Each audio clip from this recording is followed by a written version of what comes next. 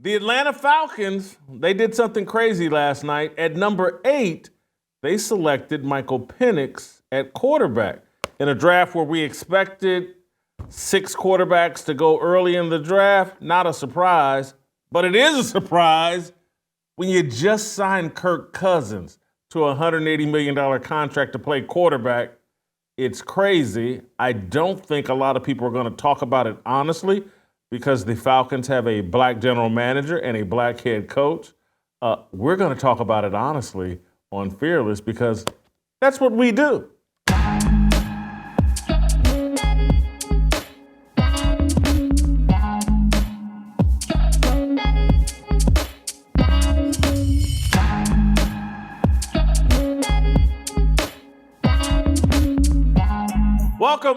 Welcome to Fearless with Jason Whitlock. I'm Jason Whitlock, your host. Happy Friday. Thank you for joining me. I'm sure many of you have said, man, Whitlock looks good. What's going on? Bad news to report. As soon as I'm done taping this, I got to go to a friend's funeral here in Nashville. That's why I'm, look a little nice today. Anyway, put up a prayer for my friend Irv. I'm sure he's in heaven. Also, check out this exclusive. Extra Fearless content on Blaze TV. Go to blazetv.com/fearless. Use the promo code Fearless, and you can save $20 on your yearly subscription. That's the best thing you can do if you're a fan of Fearless, is become a Blaze TV subscriber. Also, we need to thank our great friends, our good friends at Good Ranchers. This episode is brought to you by our friends at Good Ranchers. Good Ranchers is locking in your price until 2026. When you subscribe to any of their boxes of 100% American meat and seafood, use my promo code Fearless at goodranchers.com and save 10%. Thank you, Good Ranchers. We need to be good to Good Ranchers because they're very good to us. All right, let's roll out to Los Angeles, bring in our main man, your main man, the person I have to tolerate, Steve Kim, to help me talk about last night's NFL draft. The Atlanta Falcons were the shock and the surprise of a draft that really didn't have much drama. Caleb Williams went number 1, of course, to the Bears, and he painted his pinkies and showed up with a girlfriend or a beard, whichever you prefer. That was fascinating. But more than fascinating than anything is what the Atlanta Falcons did, having spent $180 million on Kirk Cousins. They go out and get Michael Penix, the often injured Washington quarterback. I think he finished second in the Heisman Trophy. Anyway, let's watch Atlanta head coach Raheem Morris explain the reasons for drafting Michael Penix. How do these two quarterbacks balance each other in a way that you're confident they can learn and grow off of each other?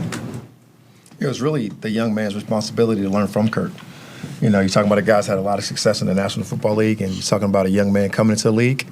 He's going to be hungry. He's going to be eager to learn and just have a certain desire that it takes to sit back and learn. And, I watched Kirk do it, and now it's Michael's time to do it. And it's just like you can't put that on Kirk. Kirk's job is just to be a professional. Kirk, God will show him the way by how he goes about his daily business every single day. And Michael will get a chance to see that firsthand. And I think that's really a good thing for a young player. It excites us to add a guy of this caliber, to add a guy that we felt like could be our future. Like you said, you don't know what round is going to come in. They come in all type of rounds. But for us, it's starting to happen a little bit quicker now, and things are happening faster. And, Green Bay model was something that we talked about, and it's been proven to be right last year. So hopefully we'll be right with them. All right, so they leaned heavily into the Green Bay model, which, of course, Green Bay had Brett Favre, and they drafted Aaron Rodgers. Aaron Rodgers set for 2 or 3 years and then replaced Brett Favre. They have Aaron Rodgers. They draft Jordan Love. He sits for 2 or 3 years, has a good first year as a starter last year. Do you buy the Green Bay model excuse here for the Atlanta Falcons? In theory, I do, Jason, but there is a little bit of a difference. From what I recall, Aaron Rodgers and Jordan Love were both drafted in the 20s. And in fact, Aaron Rodgers had one of the famous green room moments as he fell like a rock. I mean, he was the presumptive number 1 pick, him or Alex Smith, and then he dropped all the way to the 20s. And Jordan Love struggled a little bit in his last year in college, so he dropped. Again, these things matter, the nuances of these type of situations. They didn't take him at number 8. Now, Jason, I am not exactly Asian Mel Kiper, although a lot's been said about my hair in the recent weeks. But here's the difference. I saw a lot of mock drafts from people that I respect and people that know football, that watch the All-22. I like Michael Penix. He was probably one of my favorite players last year.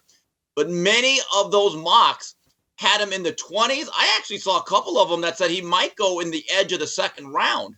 So I don't even think it's the question about the Green Bay plan. The question that I have is, did you actually overdraft a quarterback? Now, generally, when it comes to a quarterback, there's a theory. If you like your quarterback, take your quarterback. Don't move back, because you never know what could happen. But that's the big difference, though. The other two guys that we mentioned in the Green Bay plan were drafted in the 20s, not in the top 10. So their argument is that, hey, we had him as the number 2 quarterback in this draft after Jaden Daniels. And so they really liked this guy and thought they were getting a bargain and a value.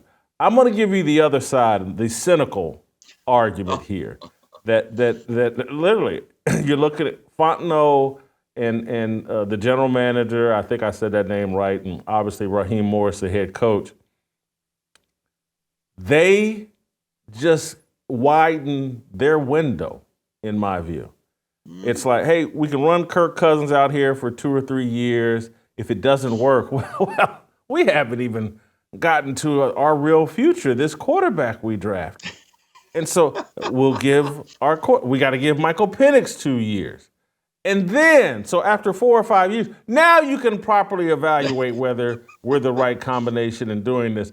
I'm telling you, there's so much money to be made in these head coaching and GM jobs and NFL jobs that people start thinking about their own survival more than what's best for the team in the present. Kirk Cousins signed in Atlanta because they're in win now mode. And he does need to have postseason success because he really hasn't had it in Washington, hadn't had it in Minnesota.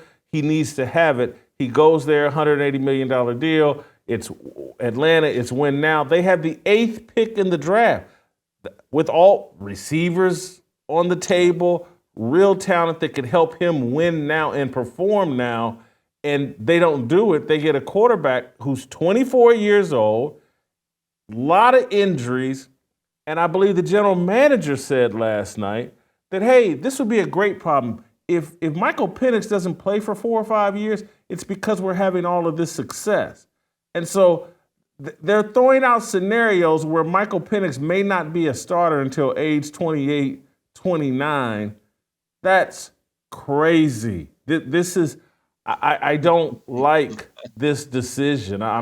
You can't give a guy $180 million, $90 million guaranteed with his track record. Talk about winning now, because it's not even everybody ran. What's Kirk Cousins think?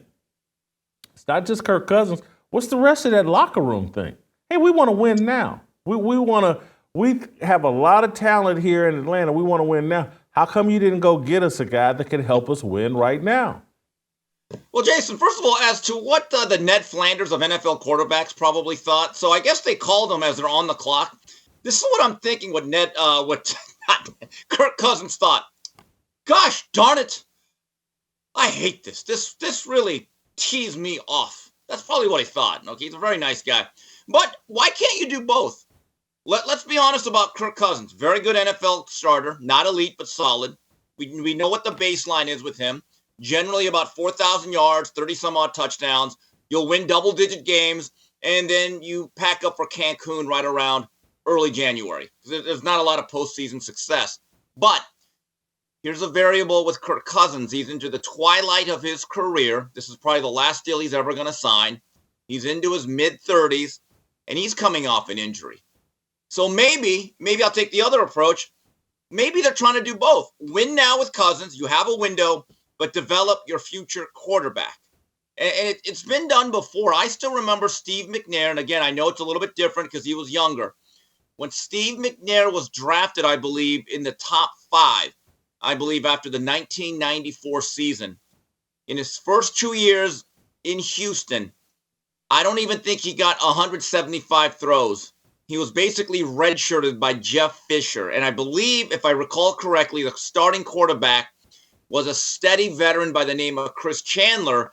And then by the third year, that's when the McNair era began as they shifted their franchise over to Tennessee. So it's been done before, Jason. I mean, look, the age is a factor. I actually do worry about Penix being into his mid-20s because the history has been going all the way back to Chris Wenke, Brandon Whedon. These guys, if they're not starting by age 25, it turns out they've already reached their ceiling. So that is a risk, no doubt about it. Steve, what about the whole theory of you draft a rookie quarterback and build a team around him while he's on his rookie deal, and Yeah. that salary cap and all that, and so they've just blown all that up. They got a $180 million quarterback. Now they got a rookie quarterback, and by the time they want to turn to this rookie, he's going to be off of his, or very close to being off his rookie deal, and really with a gun to his head when they turn it over to him because he'll be playing for money, and he'll be replacing a quarterback that statistically you would think would have done a good job. It just think about what Patrick Mahomes and Lamar Jackson and Josh Allen, what they accomplished by age 24. And we're talking about, well, Michael Penix, age 26, 27, we're going to turn him loose. If Kirk Cousins were at the end of a 4-year contract and they had done what the Kansas City model is the model you should be pointing to. They had Alex Smith. They went and got their young quarterback in Patrick Mahomes, set him for a year, then turned him loose on the NFL after a year of being trained by Alex Smith. That's the model. Patrick Mahomes, Green Bay, they win one Super Bowl every, 15, 20 years? Patrick Mahomes has appeared in 4, and has he won 3 Super Bowls now? Yes. I should know that. Yeah, I think he's won 3 Super Bowls now. I don't, sometimes when you try to prove how smart you are and you try to outsmart everybody, you end up making yourself look very foolish.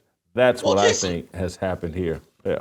All right, here's my question. Let's say Penix was drafted by the Falcons. Let's say they moved back. They rolled the dice, and he was the 24th pick and not the 8th. Would you have a different view of this deal?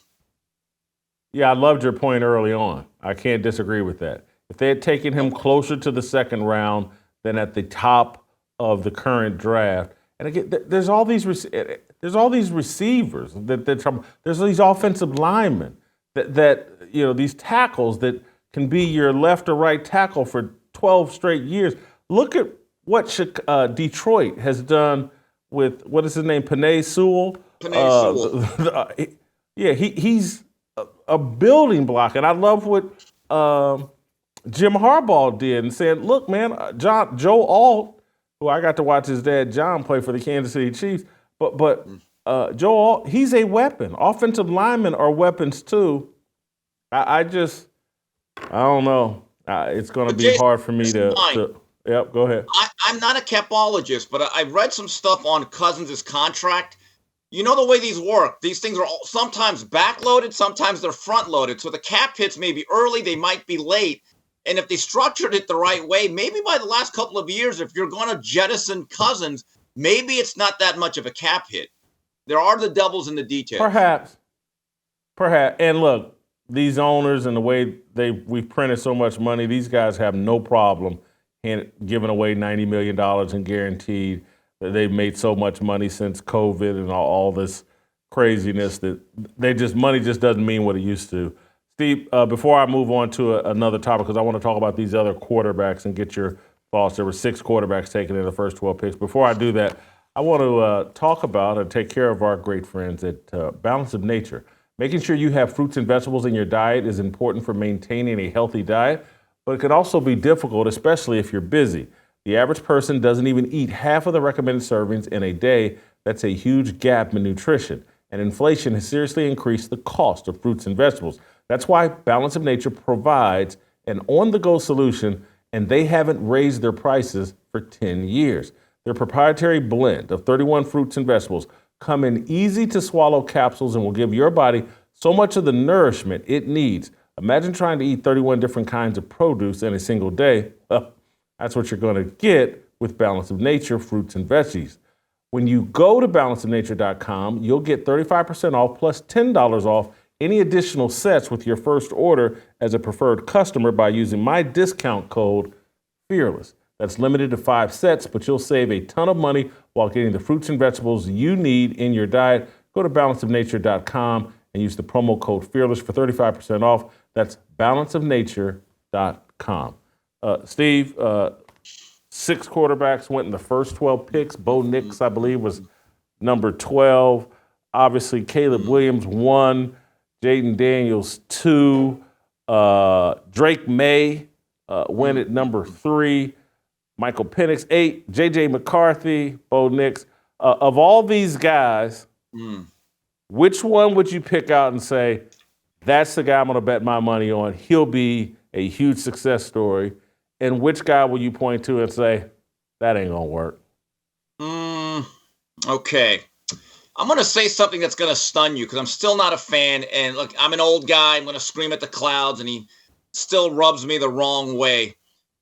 I think immediately Caleb Williams will have success.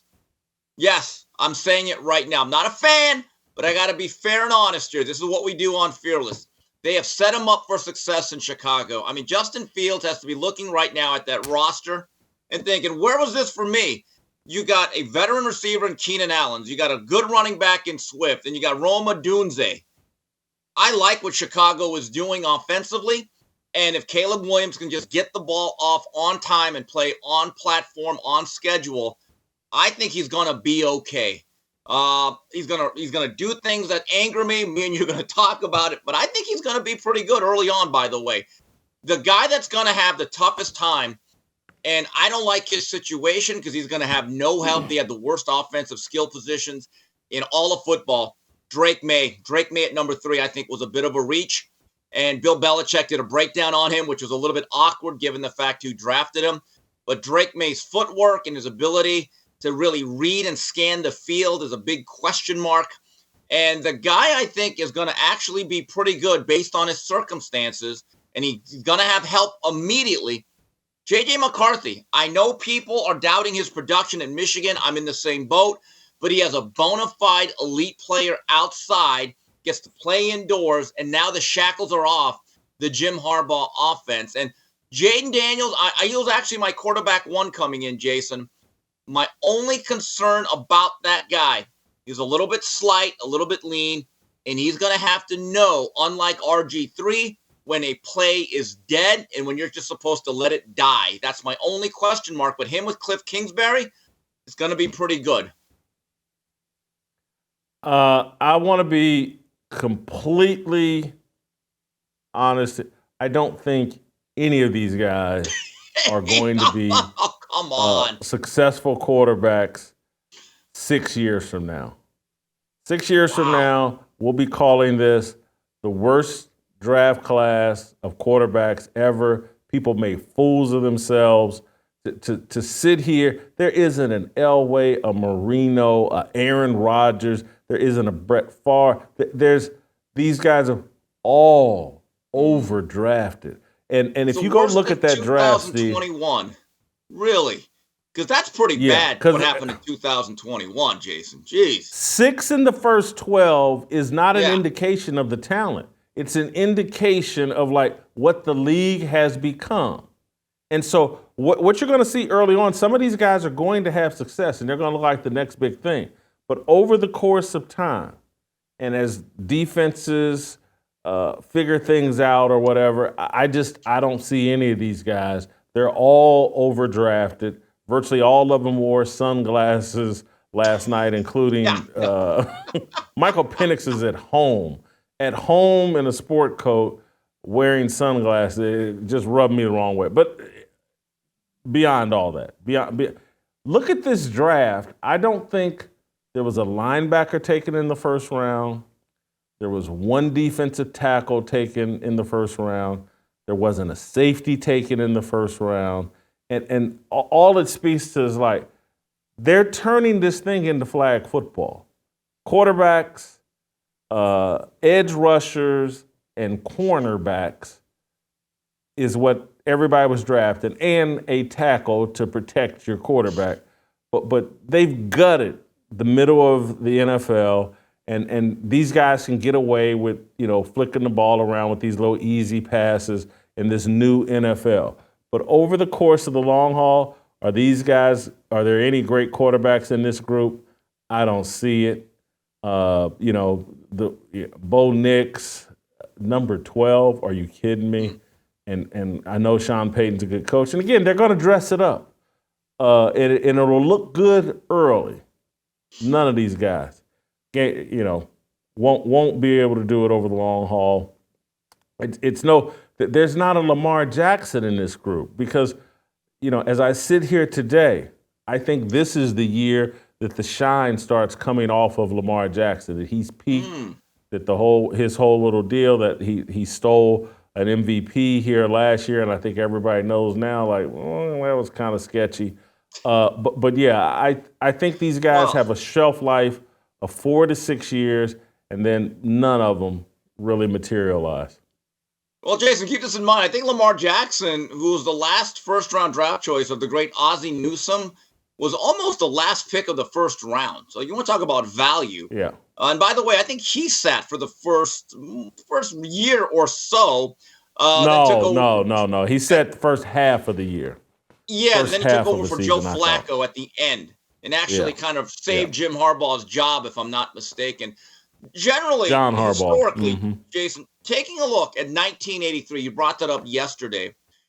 When you have drafts where there's multiple quarterbacks, and let's say in years where there's more than 3, generally the bust rate is at least 2 out of the 3 guys aren't going to be able to play. I mean, you go back to 1983, Jason, you ought to apologize for your disrespect over Ken O'Brien. I get it. The Jets should have had Marino, but Ken O'Brien made Pro Bowls. He had some big years. He got sacked all the time. The only guy that didn't work, that did not have a really good career from the 83 class is Todd Blackledge. When Kansas City was just an absolute pit, it didn't work out, but he's gone on to some pretty good things. But if you look at a lot of these years, like 1998, I remember with Cade McNown, Donovan McNabb, and some other guys, basically it was only McNabb. And I think maybe Dante Culpepper. Most years, your quarterback success rate is probably 1 out of every 5 guys that you draft in the first round have any type of career. So if you go by that, you're right. Out of these 6 guys, I would say at least 4 will be guys that you'll be replacing or drafting their replacement in the next 4 to 5 years. No question about it. Steve, the only team that I felt like really, really good about last night, my Kansas City Chiefs. They replace, they find their Tyreek Hill. They solve, hopefully, their wide receiver situation. They get the guy that's run the fastest 40, I think, in combine history, in this Xavier Worthy. And it's exactly what they needed. And we saw them win a Super Bowl without any wide receivers. Now with Hollywood Brown and now this young kid coming in, even if he just takes the top off the defense with his speed and opens up throwing lanes for Travis Kelce, who's, coming towards the end of his career, that's going to be just the threat of his speed. Now, he can't be, I'm trying to think of who, Sky Moore, I think they drafted a year or 2 ago or a couple years ago to kind of play this role, and he's been a bust. He's, hadn't held onto the ball. I don't see this kid being that type of a bust. It's amazing the Buffalo Bills were involved in this trade that allowed Kansas City to go out and get this kid. That seems crazy, but that's I feel real good about Patrick Mahomes with some speed out on the outside between this kid and Hollywood Brown. Chiefs look. I'm gonna go full Dave Portnoy and go lay some serious money on the Chiefs repeating as Super Bowl champions. Yeah, I was stunned Buffalo did this, given the fact if you think this is a main AFC rival and you've not been able to get over the hump, if you've lost wide receivers, what are they going to do? Run the veer or the wishbone with Josh Allen? But as for the Chiefs, when it comes to the X-Man, He's not going to be an every down guy that catches 75 passes a year. He's awfully slight, but you cannot teach 4-2-1.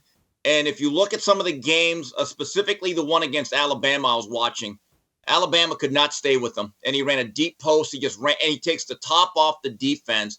And now with Hollywood Brown, Andy Reid now has some legitimate weapons, and this is going to be able to open up the field once again for Travis Kelce. And look, when it comes to being able to scheme up things and putting players in the right position and understanding their role, look, do I think he'll be Tyreek Hill? No, he doesn't have the thickness in the body, and he's not as tough. But again, you cannot teach that type of speed. And last year, the Chiefs somehow, with Flotsam and Jetsam outside, won a Super Bowl. Jason, I get the sense Patrick Mahomes is going to have another monster statistical year. And I get the sense, and I think they re-signed Chris Jones up front defensively, they have to be the odds-on favorite in the AFC, do they not? No question about it. Steve, you talk about can he replace Tyreek Hill, and you're talking about he's not as thick as Tyreek Hill, but he's as quick. And so I think one of the questions I think that's going around Kansas City, having lived there like I did for 16 years, is will he be able to replace Tyreek Hill in family court? I think is what a lot of people were talking about. Tyreek Hill announcing he now has 10 kids. Do you see Xavier Worthy being able to keep pace with Tyreek Hill in that regard? Oh, I hope not. I mean, Tyreek Hill has one more. He's got a starting 11. He gets two more. He's got a nickel back. Just give me. Oh, and by the way, we forgot to mention Rashee Rice. You know he brings the speed. So there's a lot of stuff going out there. We don't need to call back Carlos Carlson or Henry Marshall for the Kansas City Chiefs. Oh, man. I got to say in all seriousness, the Tyreek Hill thing, it's just repulsive. It's just, I'm being, in all seriousness, 10 kids, like 6 baby mamas. I don't know. I've lost count of the he's married, and he's had 3 or 4 kids in the past year. These guys are just so irresponsible and so money and youth, it's wasted. Thank you, Steve. I'm going to bring your man. You know who's following you today? Who's this? Your main man, Skapinac. Jay Skapinac. Well, we got a lot to talk about. Coming on to talk about your Los Angeles Lakers. Oh, yeah. This is going to be good. This is going to be good. All right. Thank you, Steve. Great job as always. Stay tuned. We're going to talk some Los Angeles Lakers with Jay Skapinac. You guys know Skapinac. I think he was on the show earlier this week. We're bringing him back. Skap next.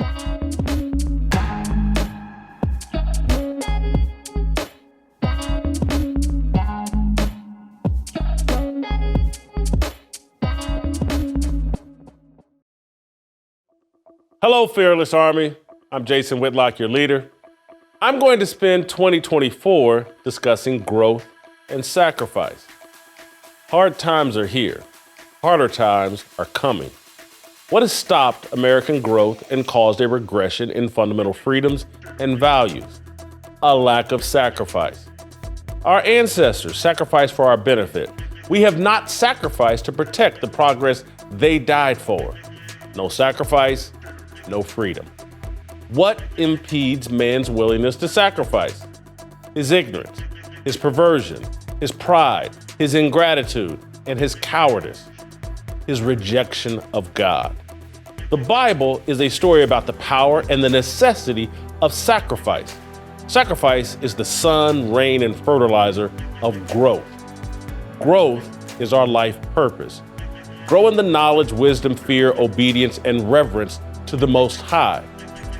Growth requires sacrifice will be our theme for Roll Call 2.0 this summer, June 1, right back here in Nashville. We're excited to welcome you.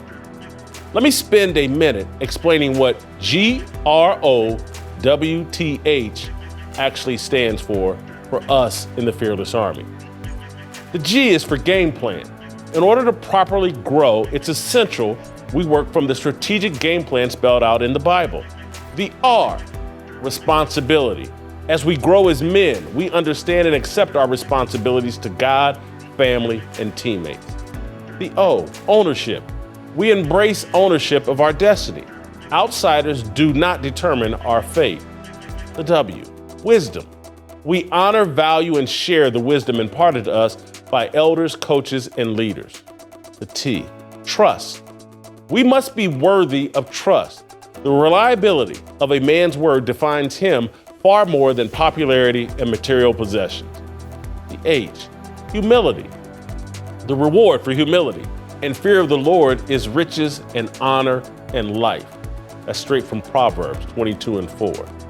Come join us in Nashville as we talk about growth and sacrifice and how without sacrifice there will be no growth. Roll Call 2.0 right here in Nashville, Saturday, June 1st.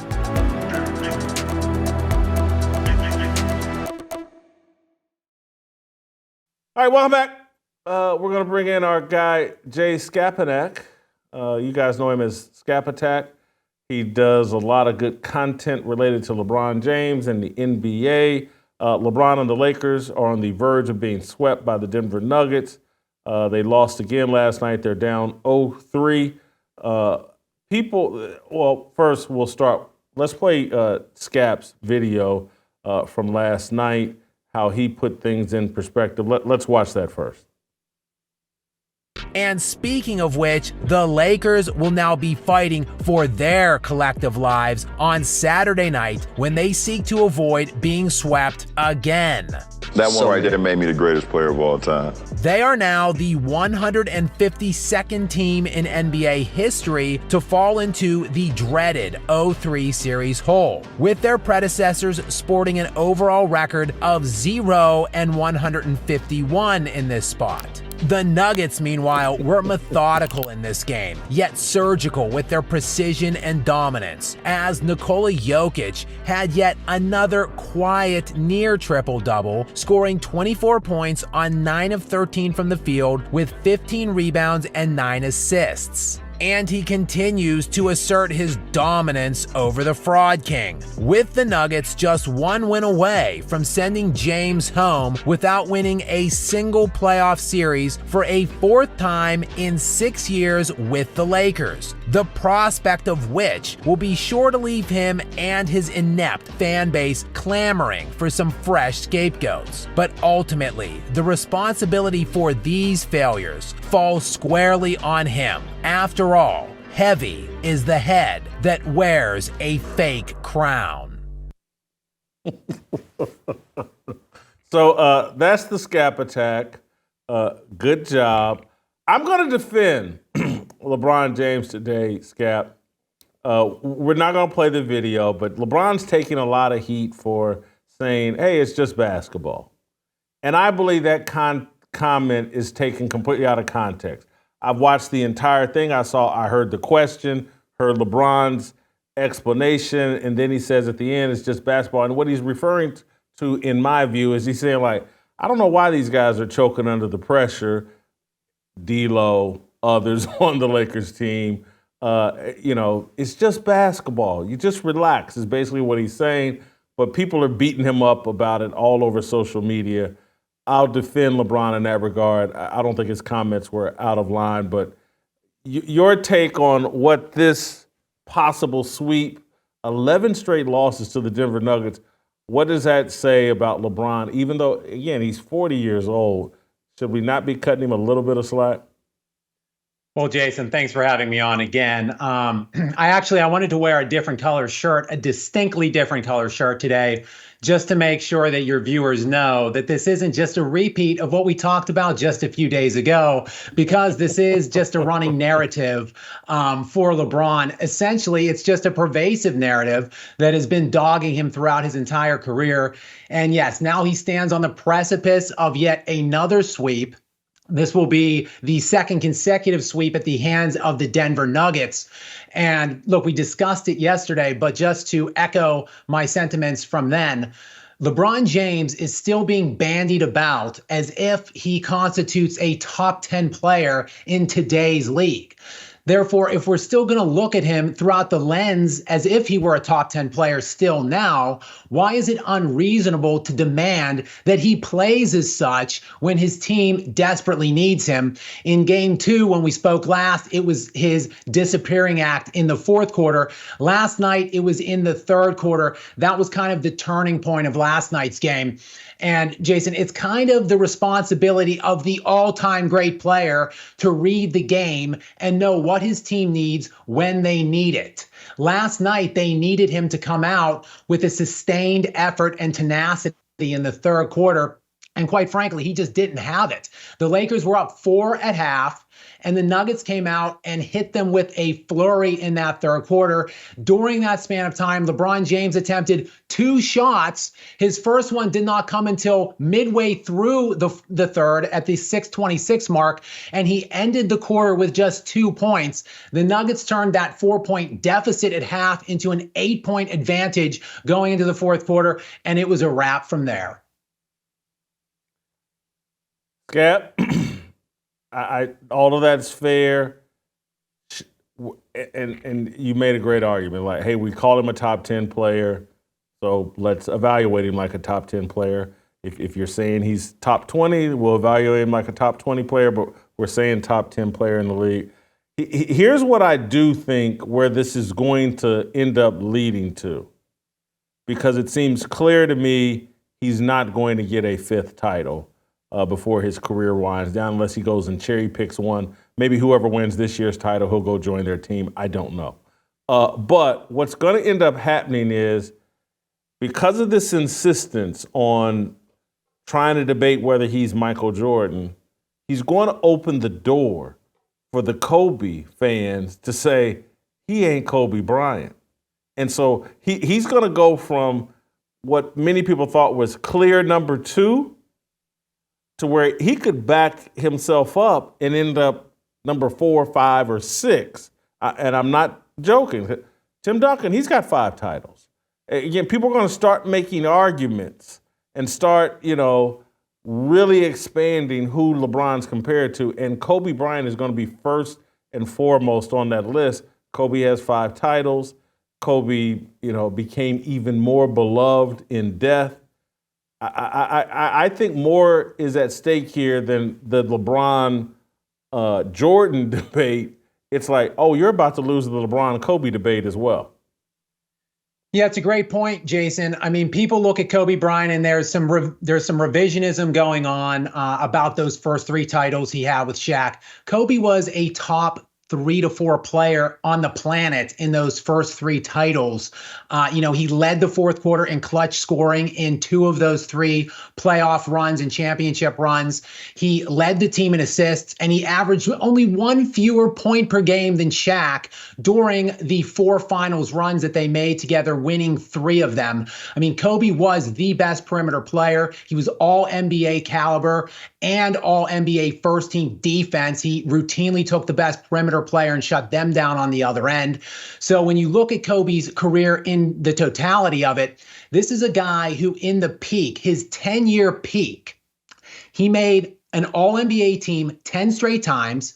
He led the decade in scoring in both points per game and total points scored, and he made 9 all-NBA defensive teams during that 10-year span as well, while going and winning 5 NBA championships and 7 appearances. That is a hell of a decade stretch from a peak standpoint, one that, in my humble opinion, does eclipse LeBron James. And as you noted, it's not just Kobe. I mean, Duncan has not only the 5 rings, he beat LeBron 2 times head-to-head out of 3. Magic has the 5 championships as well. Even Steph Curry is going to start insinuating himself into this conversation because he has 4 championships, the same as LeBron James, and he beat LeBron head-to-head in 3 of them in a concurrent era. And many people could argue that Curry impacted and altered and changed this era more than LeBron James, that his fingerprints are more imprinted on the league and the path that they're on right now than LeBron James ever was. So You're right. If he does not cherry pick or coattail himself into a fifth championship somewhere along the line, it is certainly going to leave the door open for many others to come and seek his throne out. And this is where I fault LeBron. Again, I don't think he said anything wrong last night, but his insistence on injecting himself into the LeBron versus Jordan debate, he took a position on that where Michael Jordan, from my understanding, has never taken a position on who the best player is. He just let his play and resume speak for itself. He never was like, I'm better than Bill Russell, or I'm better, once I won three-peated twice in a row, that made me the GOAT. He never did it. LeBron injected himself into it, took a public position on it. And so now, again, I just think people are going to be less sympathetic as they start backing him up and start and look, I'm going to tell you how far this could get. And maybe it really should, because there'll be people like, well, if Larry Bird hadn't got hurt and his back hadn't given out, I mean, are we sure LeBron was really better than Larry Bird? Are we sure we had the same kind of impact?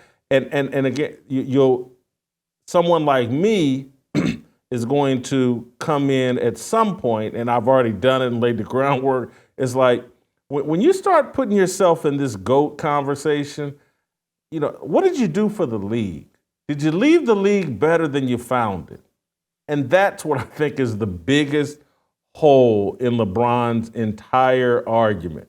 The ratings have never peaked with him like they did with Jordan and like they did with Magic and Larry when they first came aboard. And then this player entitlement era that they call player empowerment era, it's the player entitlement era. LeBron James did that. And so he just isn't elevating the game. And so when I start talking about all-time greats, and again, you can go all the way back to Bill Russell, elevated the game. LeBron did not. Jason, it's far worse than what you think, probably.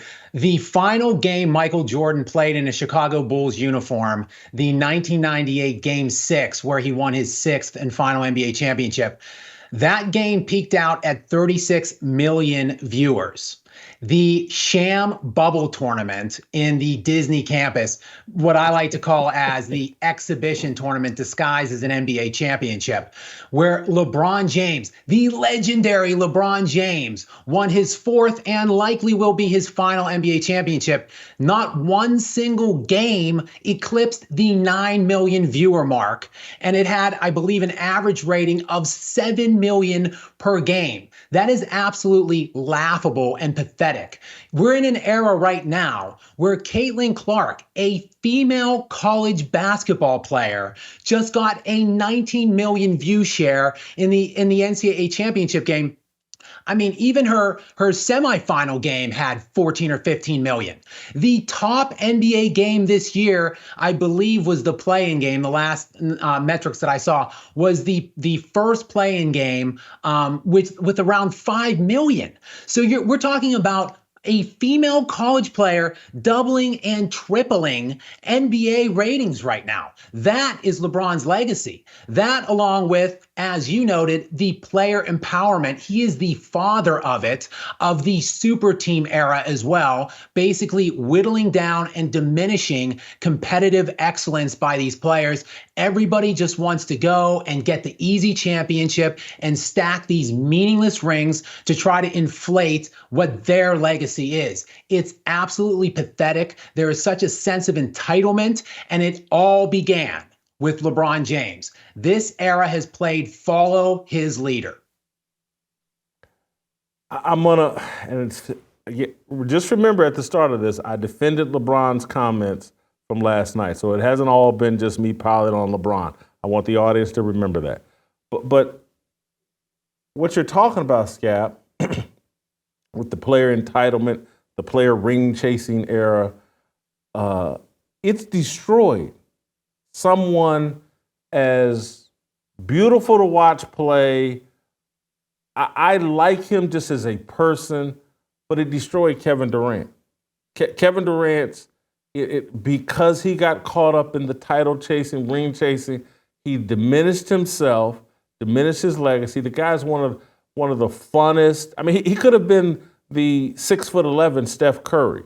Instead, he's got a negative reputation because he went and stole some titles with the Golden State Warriors following the LeBron blueprint, and now he's out here on his own at 34, 35 in Phoenix, and not even out here on his own, but just Phoenix is struggling, and his reputation is getting diminished. And I just think about Russell Westbrook, his reputation diminished. James Harden, LeBron. Who in this era, other than Steph Curry, is going to have the kind of legacy that they were supposed to have?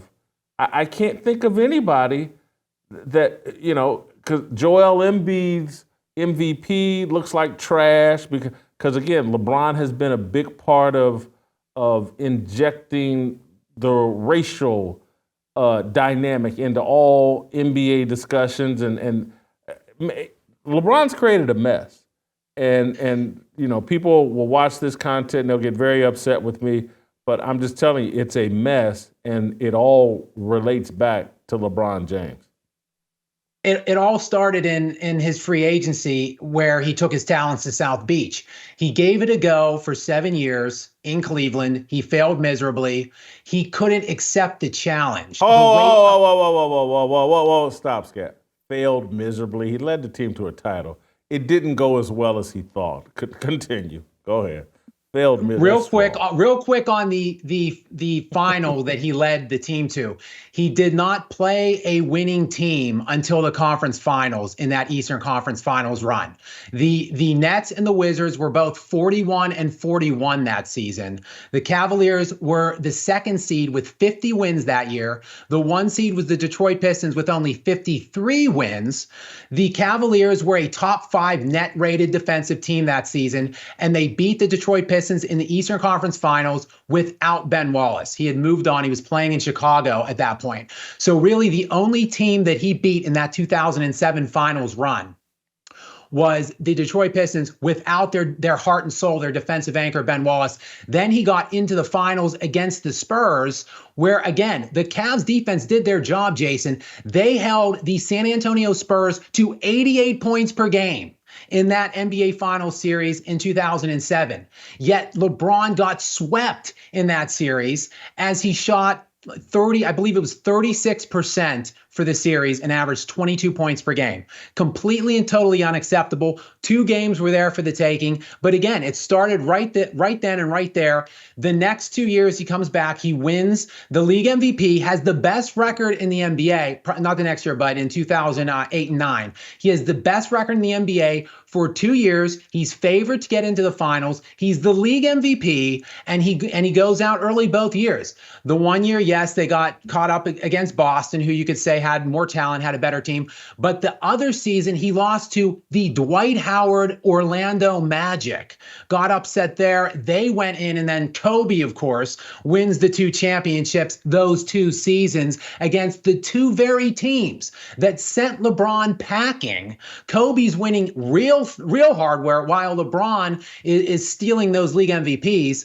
And then on the heels of those failures, he takes his talents to South Beach because he could not live up to the pressure. He could not live up to the standards and the deal that all of the other all-time great players got basically throughout the time, from the very dawn of basketball history.